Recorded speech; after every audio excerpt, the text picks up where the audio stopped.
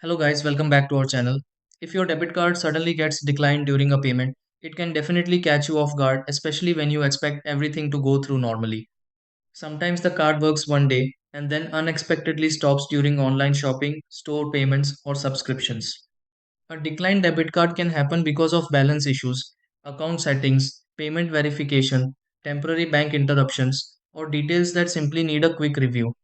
Before assuming something major happened to your account, there are a few simple things worth checking because many payment issues can be sorted out pretty quickly. Let's go through several easy steps that may help fix a declined debit card. Try these. Step 1. Check the available balance linked to the debit card and confirm enough funds are available for the payment. Step 2. Open the banking app connected to the debit card and review recent notifications or account messages.